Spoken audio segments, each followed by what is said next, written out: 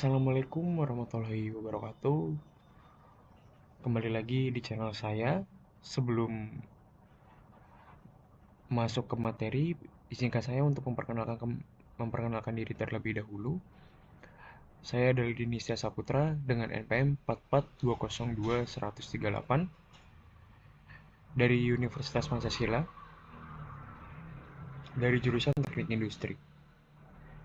Video ini dibuat untuk memenuhi tugas UAS Manajemen Strategi yang diberikan oleh Mas Haris Adi Suwantoro selaku dosen dari mata kuliah Manajemen Industri. Ini merupakan video pertama saya mengenai pembahasan tentang manajemen strategi. Pada video ini saya akan membahas tentang Sustainable Competitive Advantage dan Blue Ocean Strategy. Pada presentasi ini, kita akan membahas tentang perbedaan antara Sustainable Competitive Advantage dan Blue Ocean Strategy dengan beberapa poinnya yang akan kita tekankan, yaitu tentang SWOT-nya dari Sustainable Competitive Advantage maupun dari Blue Ocean Strategy. Tidak luput juga, kita akan menjelaskan tentang contoh perusahaan dari kedua metode tersebut. Baik, langsung saja ke pembahasan pertama, yaitu ada Sustainable Competitive Advantage. Sustainable Competitive Advantage ini adalah kemampuan yang diperoleh melalui karakteristik dan sumber daya suatu perusahaan untuk memiliki kinerja yang lebih tinggi dibandingkan perusahaan yang lain pada industri atau pasar yang sama. Sustainable Competitive Advantage ini merupakan konsep merupakan kemampuan suatu perusahaan untuk menciptakan nilai yang lebih tinggi daripada pesaing dalam industri yang sama. Menurut Michael Porter, ia merupakan seorang ahli strategi bisnis yang dikenal dengan konsep Five Force dan Value Chain, yaitu dia sebagai pengutus dari dua metode tersebut. Sustainable Competitive Advantage ini merujuk pada keunggulan yang dipegang oleh sebuah perusahaan atau pesaing-pesaing dalam jangka waktu yang panjang. Keunggulan ini tidak hanya sementara, melainkan dapat dipertahankan secara berkelanjutan. Terdapat beberapa poin yang menciptakan Sustainable Competitive Advantage ini. Poin-poin tersebut ada 3 poin, yaitu differentiation atau pembeda, cost leadership atau kepemimpinan biaya, serta fokus. Masing-masing dari ketiga tersebut akan saya jelaskan melalui yang pertama, yaitu differentiation.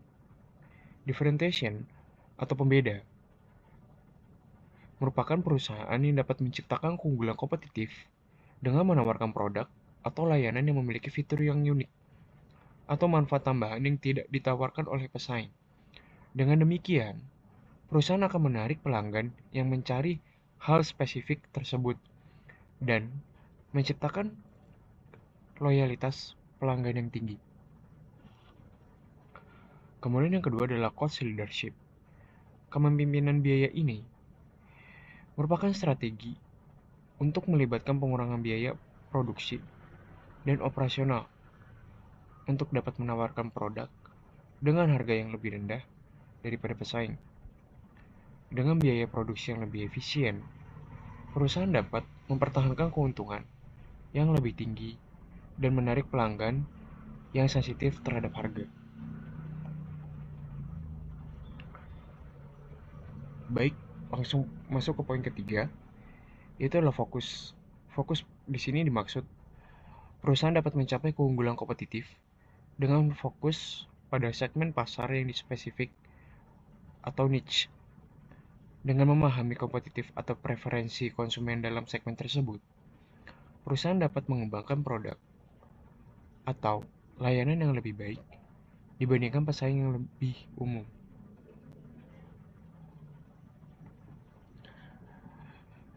Kemudian masuk ke penjelasan tentang Sustainable Competitive Advantage.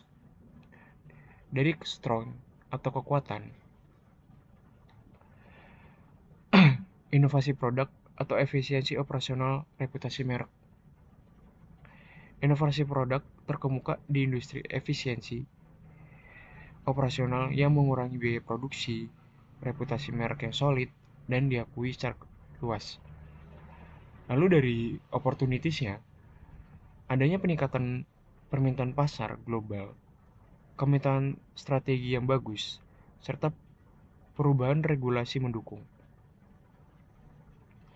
Peningkatan permintaan produk di pasar global dan peluang kemitraan strategi baru yang dapat meningkatkan jangkauan pasar, serta perubahan regulasi yang mendukung pertumbuhan industri. Kemudian ada weakness, di mana ketergantungan pada pasar spesifik yang rentan terhadap perubahan sumber daya manusia yang terbatas dengan keahlian tertentu, serta keterbatasan keuangan untuk investasi jangka panjang merupakan weakness dari metode tersebut. Kemudian ada threats atau ancaman, di mana persaingan yang semakin ketat dari pesaing utama, serta produk substitusi yang dapat menggeser pangsa pasar. Kemudian, ketidakpastian ekonomi global yang dapat mempengaruhi kinerja perusahaan. Itu merupakan dari SWOT analisis tentang Sustainable Competitive Advantage ini. Baik, masuk ke pembahasan selanjutnya, yaitu ada contoh perusahaannya. Yang pertama adalah perusahaan Apple, di mana perusahaan Apple ini menggunakan competitive advantage sebagai strategi mereka dalam melakukan bisnis, yaitu mereka menciptakan inovasi produk dan ekosistem tertentu untuk membantu mempertahankan keunggulan kompetitif dengan produk unggulan seperti iPhone, iPad, dan Mac.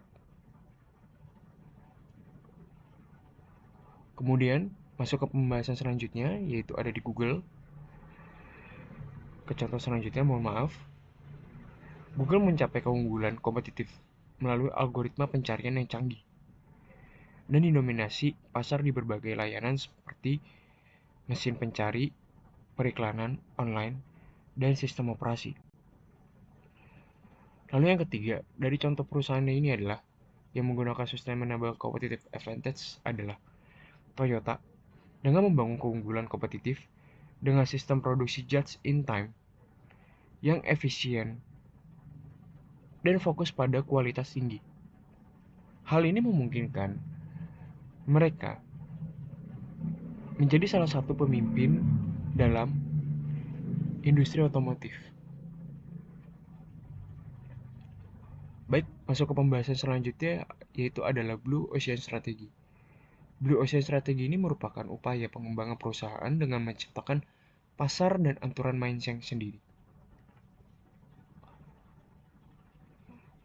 Blue Ocean ini merupakan kerangka konseptual yang mengusulkan bahwa perusahaan dapat menciptakan perubahan dan keuntungan yang signifikan dengan menjelajahi samudera biru. Arti dari samudera biru ini adalah yang belum pernah tersentuh. Dalam samudera biru ini, perusahaan menciptakan pasar baru atau segmen baru yang belum ditempati oleh pesaing. Blue Ocean Strategy ini bertentangan dengan Samudera Merah. Arti dari Samudera Merah sendiri adalah merupakan suatu pasar yang sudah penuh persaingannya, sangat sengit. Dalam Samudera Merah, perusahaan bersaing di pasar yang sudah ada dan harus merebut pangsa pasar yang terbatas. Dalam Samudera Biru, perusahaan berinovasi dan menciptakan nilai baru untuk pelanggan, menciptakan ruang yang belum dieksploitasi oleh pesaing. Jadi dalam hal ini, lebih banyak inovasi yang dikeluarkan dari strategi Blue Ocean Strategy.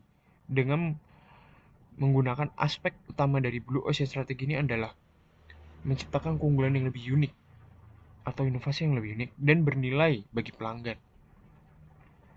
Dengan mengurangi atau menghilangkan elemen-elemen yang kurang yang diperlukan atau kurang dihargai. Melalui hal tersebut, perusahaan dapat menciptakan permintaan baru dan menarik konsumen yang belum terlayani sebelumnya. Dalam menerapkan Blue Ocean Strategy, perusahaan perlu mengidentifikasi faktor-faktor kunci yang mempengaruhi keputusan pembelian pelanggan dan mengembangkan inovasi produk, layanan, model bisnis, atau strategi pemasaran yang dapat menghasilkan nilai tambahan yang signifikan. Kesimpulannya, sustainable competitive kesimpulannya, Blue Ocean strategi merupakan konsep dengan keunggulan yang cukup jangka panjang. Masuk ke pembahasan tentang mengenai prinsip Blue Ocean Strategi. Blue Ocean Strategi ini menggunakan prinsip yaitu menghindari kompetisi secara langsung, meningkatkan nilai, serta mengurangi biaya.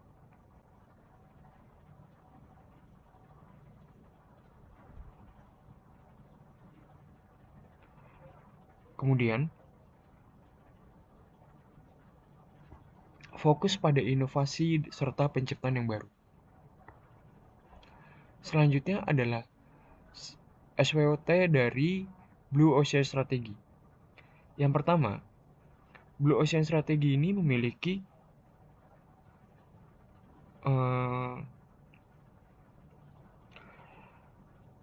dari strength-nya, mereka memiliki inovatif serta diferensiasi, yang artinya dapat menawarkan inovasi atau produk dengan kelebihan atau layanan yang lebih dibandingkan perusahaan yang lain. Lalu dari segi peluangnya atau opportunities, membuka pasar baru serta menawarkan potensi dan pertumbuhan yang signifikan.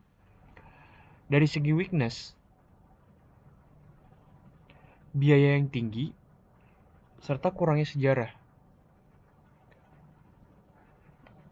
Sedangkan dari ancamannya yaitu adalah persaingan yang ketat di pasaran yang sudah ada dan resiko imitasi. Masuk ke pembahasan selanjutnya adalah contoh dari perusahaan yang menggunakan strategi Blue Ocean Strategi. Yang pertama adalah Nintendo Wheel. Nintendo Wheel ini menggunakan strategi Blue Ocean yang dimana Nintendo ini berhasil menciptakan Blue Ocean Strategi dengan fokus pada segmen pasar non-gamer. Mereka memperkenalkan permainan yang mudah dimainkan oleh semua anggota keluarga, mengubah cara orang memandang konsol game. Jadi konsol game yang dulunya menggunakan hanya ketik akhirnya menjadi perubahan melalui perusahaan dari Nintendo Wii ini. Kemudian ada Tesla.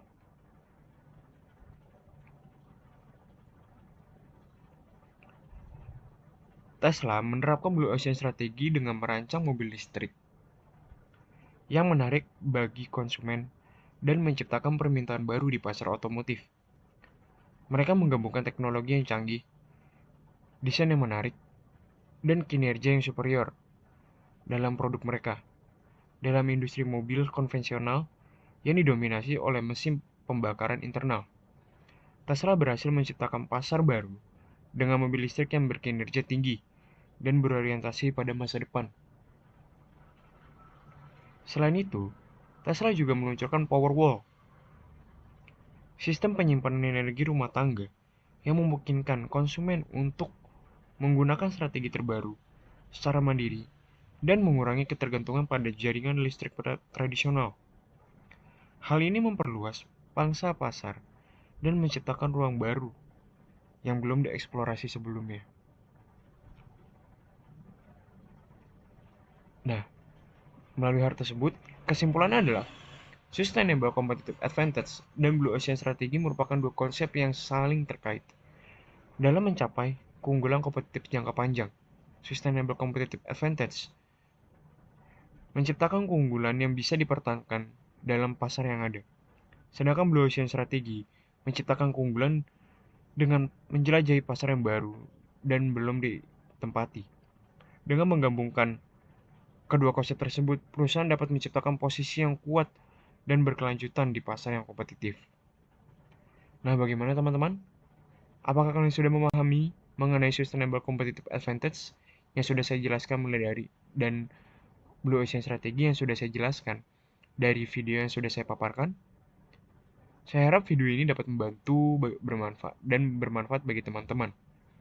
Sekian yang dapat saya sampaikan dari video ini. Apabila ada kata-kata yang kurang mau dimaafkan, jangan lupa subscribe, like, komen, dan share. Terima kasih.